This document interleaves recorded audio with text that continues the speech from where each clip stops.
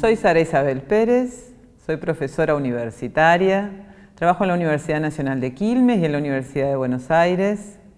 Soy doctora en lingüística y licenciada en letras. Voy a participar en la clase pública de la Manzana de las Luces y la palabra que voy a desarrollar es inclusivo. ¿De qué hablamos cuando hablamos de lenguaje inclusivo? La expresión lenguaje inclusivo es utilizada para hacer referencia a distintas prácticas discursivas que implican el uso de la lengua, en particular de la lengua española, de manera no sexista o no discriminatoria por motivos de género.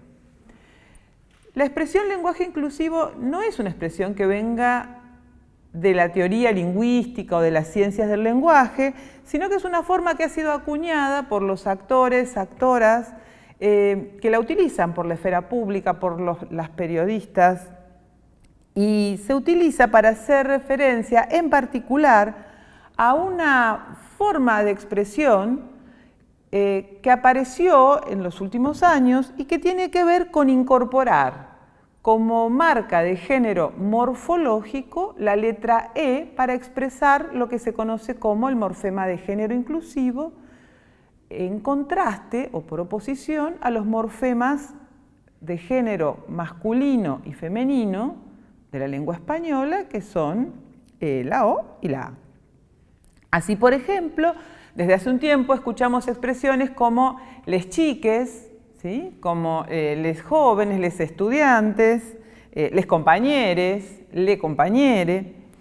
Y en este sentido sí, vale la pena quizás puntuar que la expresión de género inclusivo, esta E que aparece como marca frente a la O y a la A, tiene distintos significados. Así, cuando yo digo les compañeres, me estoy refiriendo, por ejemplo, a un grupo de personas en el que hay varones, mujeres, personas de diversos géneros, y la opción que yo adopto es la de referirme por medio de una expresión que incluya a todas esas personas sin discriminar por género y sin invisibilizar a ninguna de ellas. Pero hay otra opción que tiene que ver con el uso de la E para hacer en el contexto de una frase nominal individual. Por ejemplo, yo quisiera contratar a alguien que colabore conmigo, que trabaje conmigo, y entonces yo puedo avisar, comunicar por las redes o escribir un cartel o una nota que diga busco secretarie. ¿Por qué elijo secretarie?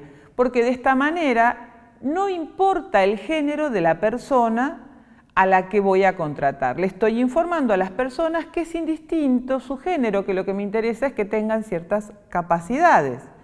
También, de esta manera, estoy haciendo referencia, y esta sería otra forma de significado, por ejemplo, a personas que no se autoperciben como varones o como mujeres, sino que se autoperciben como personas no binarias y que se presentan recurriendo al prefijo de la E.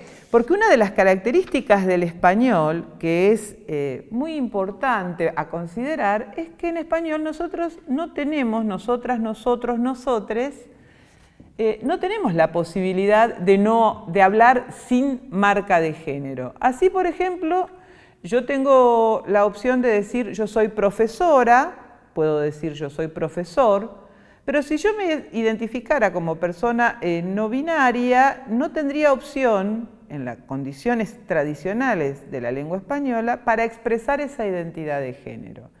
La presencia del morfema de género inclusivo, como lo han llamado algunas colegas del CONICET que han desarrollado estudios gramaticales sobre este campo, el uso del morfema de género inclusivo entonces permite estos distintos sentidos en la lengua española. Entonces, vale la pena volver sobre cuándo aparece esto. Yo estoy hablando de usos tradicionales o de usos más novedosos. Bueno, en el espacio de los activismos, de los feminismos, de los activismos LGTBI, de algunos movimientos feministas, se venía hablando con la E, con la I en algunos casos, Y en el campo de los feminismos, sobre todo, se venía en lo escrito, también trabajando con la X o con la arroba inclusive. Sin embargo, el boom, podríamos decir, el estallido, la visibilización de este fenómeno se da en 2018, ya venía en auge desde las manifestaciones del Ni Una Menos, pero en el año 2018, en las discusiones que tienen lugar en el Parlamento respecto de los proyectos de ley de interrupción voluntaria del embarazo, jóvenes, muy jóvenes, ingresan con sus voces a proponer una forma de expresión inclusiva y no discriminatoria desde uno de los lugares más importantes en términos de instituciones políticas de la democracia, que es el Congreso Nacional. Esto tiene enormes repercusiones en los medios masivos, por ejemplo, para comentarlo, también para oponerse, y esto incrementa aún más su visibilidad y su uso se va extendiendo sobre todo en sectores, insisto, juveniles y de activismos. Y vale la pena aquí entonces pensar, retomar esta pregunta que nos hacíamos al principio. ¿Por qué hablamos de lenguaje inclusivo? ¿Por qué estos sectores, estos grupos insisten en hablar de esta manera? Porque claramente hay actores sociales, hay actoras sociales que consideran que las formas tradicionales de expresión de género de la lengua española están excluyendo o invisibilizando a cantidades importantes de personas, a grupos significativos de personas. Así, cuando yo digo los trabajadores realizaron una manifestación significativa, pues pareciera que esos trabajadores son un conjunto de varones comprometidos políticamente que salieron a realizar una manifestación. Y esto invisibiliza al conjunto de mujeres y de otras identidades genéricas que también posiblemente hayan estado en esa manifestación. Entonces, el uso del masculino genérico, ¿sí?, el uso del masculino como forma para referirnos a los grupos formados por mujeres, varones y otras identidades, es concebido por muchas personas, entre quienes me incluyo, como una forma de invisibilizar la participación y las identidades y los protagonismos de ciertos colectivos. Paralelamente, desde la comunidad LGTBI, se ha venido insistiendo en la necesidad de respetar la autopercepción de la identidad de género, lo que está consagrado por la ley, y más recientemente la expresión de las personas no binarias es reconocida como identidad por el Estado, y en este sentido, en la lengua española, la E pareciera ser una opción para quienes aún no se reconocen en las opciones existentes. Digo pareciera ser una opción porque, como siempre, estamos hablando del uso del lenguaje, que es un cambio permanente y que depende, creemos muchos lingüistas, de los intereses, deseos, subjetividades de les hablantes. ¿Es este un hecho nuevo, único de la lengua española? ¿Apareció hace poco? No. Esta discusión, sobre todo el tema del masculino como universal, genérico, tiene ya unas cuantas décadas y esto ha sido discutido por académicas feministas y por activistas feministas en distintos países del mundo, tanto en lengua inglesa como en lengua francesa y lengua española. Y allí la discusión es fuerte y continúan los debates. Hablamos en ese caso del sexismo en la lengua. Y de hecho, en lo que refiere a las recomendaciones de estados, de Naciones Unidas, de organizaciones de la sociedad civil, existe una seria coincidencia respecto de que el uso del masculino genérico, por ejemplo, para hablar de los derechos del hombre, se sustituya por formas no discriminatorias, ¿sí? Podemos hablar de derechos humanos, que se habla de la Convención de los Derechos de Niños, Niñas y Adolescentes, para visibilizar de esta manera los colectivos en los términos no discriminatorios de género. Hay serias reacciones frente al lenguaje inclusivo. No a todas las instituciones, no a todos los actores les interesa o les resulta oportuno este modo de hablar. De hecho, la Real Academia Española, por ejemplo, ha manifestado su oposición a este uso, diciendo que ya la lengua española es inclusiva porque el masculino utilizado para las formas plurales incluye a todas las personas. Esta es una visión no compartida, por supuesto, por quienes promueven y quienes utilizan estas formas e inclusive por quienes realizan lo que se llama el desdoblamiento, cuando se habla de todos y todas, alumnos y alumnas, profesores y profesoras. Nota al pie, cabe aclarar que la Real Academia Española no posee atribuciones en lo que hace a nuestro uso de la lengua, pero siempre es cierto, cabe recordar que es una referencia para los usos correctos en general en el habla culta en nuestro país. No solo a la Real Academia le preocupa esto, hemos visto en los medios masivos de comunicación, pero también en las redes sociales, que el uso de la E genera reacciones disruptivas e inclusive violentas, violencia simbólica, sobre todo en las redes, hacia las personas que utilizan estos modos de expresión. Y entonces cabe preguntarnos por qué hay grupos que insisten en su uso y por qué hay grupos que se resisten a su uso. Y esto tiene que ver con una discusión en torno a la relación que hay entre la lengua, la subjetividad, las identidades sociales. Y tiene que ver con qué significado tiene esa marca de género en los sustantivos y luego en todas las expresiones que concuerdan en género con los sustantivos. Y entonces aquí retomamos esta concepción del lenguaje como el modo que tenemos las personas, los seres humanos, para expresar nuestra subjetividad, para construir y desplegar nuestra identidad. Y, en este sentido,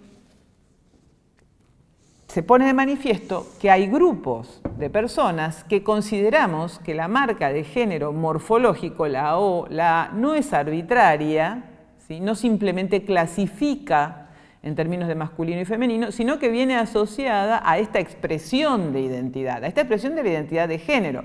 Por lo tanto, para muchas personas es muy importante poder decir las profesoras y los profesores, las investigadoras que participaron en los descubrimientos respecto del COVID, ¿sí? Son investigadoras. Existe una tradición de subordinación y de invisibilización de las mujeres que puede contribuir, existe una tradición de invisibilización y de subordinación de las mujeres que podemos empezar a tratar de neutralizar a partir de la visibilización del rol que tenemos las mujeres, por ejemplo, en la construcción del conocimiento científico y de todos los derechos que tenemos y que nos corresponden por el hecho de ser personas, de ser seres humanos.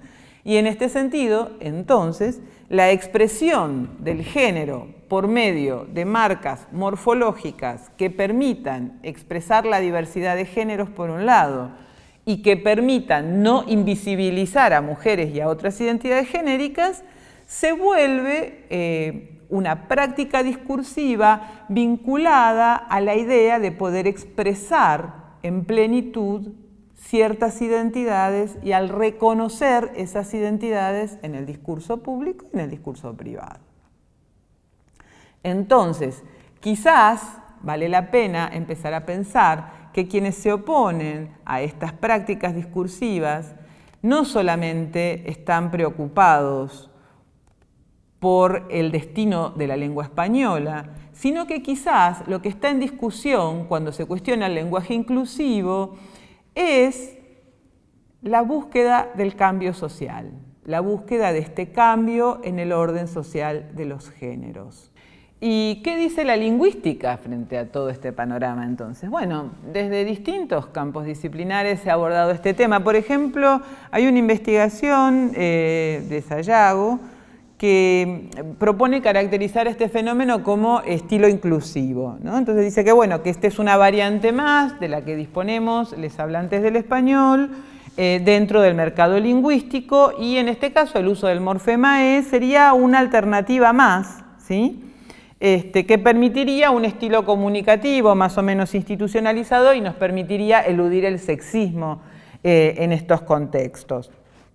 La identidad de género, dicen Romero y Funes, por ejemplo, también podría trascender la oposición masculino-femenino, y en términos de las categorías propuestas por estas autoras y otras más, se podría expresar por medio de la E otros tipos de géneros, o bien un modo, como dice Violi, un modo neutro, la referencia a un género no femenino y no masculino. Esto lo dice una investigadora italiana, Patricia Violi. Un interrogante que ha surgido en muchos espacios en los que nos encontramos los lingüistas para dialogar es si estamos, en el caso del español rioplatense, frente a un cambio en curso, por ejemplo, o ante un proceso de gramaticalización de un nuevo género. Yo no me animo a hacer conjeturas al respecto. Faltan muchísimos años para ver hacia dónde deriva este cambio.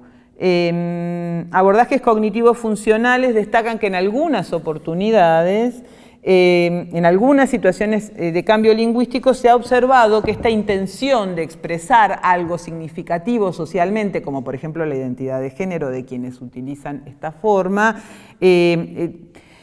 es útil para lograr mayor eficacia comunicativa, y eso permitiría augurar cierto despliegue. Sin embargo,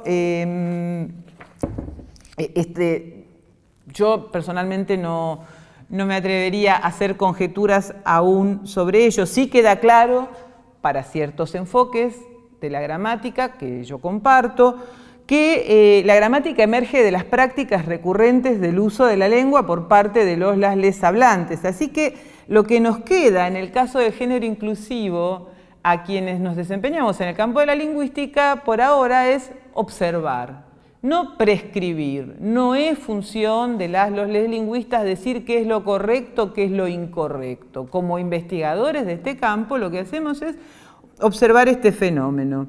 Este fenómeno que es reciente, que es cierto que es mucho más extendido en Argentina que en cualquier otro de los países de la región, y sobre el que aún no tenemos datos ciertos en términos de lo que nos gustaría para poder tener una perspectiva más clara a futuro.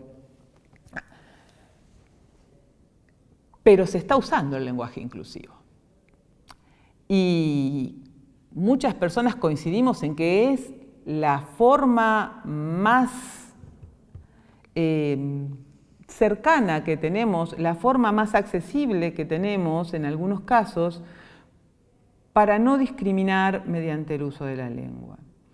Y esta reflexión es compartida no solo por muchos hablantes de la lengua, entre quienes me incluyo, sino también por ciertas instituciones públicas. Entonces, en los últimos años, las universidades nacionales, por ejemplo, han aprobado resoluciones u ordenanzas, dependiendo de la institución, el nombre varía, en las que le permiten a la comunidad académica producir sus textos orales o escritos vinculados con las actividades de enseñanza e investigación, por ejemplo, recurriendo a formas no discriminatorias y, en particular, al lenguaje inclusivo entendido como el uso del morfema E.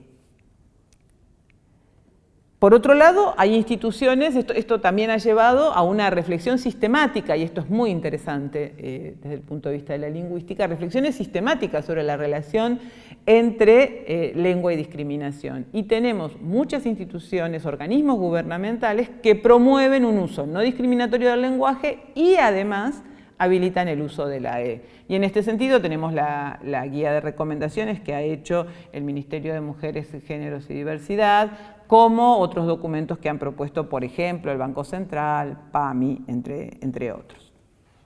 Bueno, ¿y entonces qué hacemos? ¿Cómo seguimos?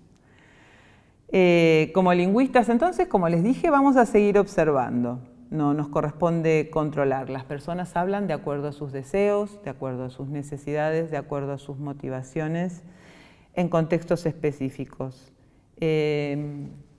Como personas comprometidas con los derechos humanos, con el respeto por la identidad de cada una de las personas con las que convivimos, algunas personas creemos, además, que debemos respetar el modo en el que lingüísticamente eligen expresar esas identidades y que ese va a ser el modo que nos va a permitir vivir en una sociedad más justa, más diversa y libre de violencias.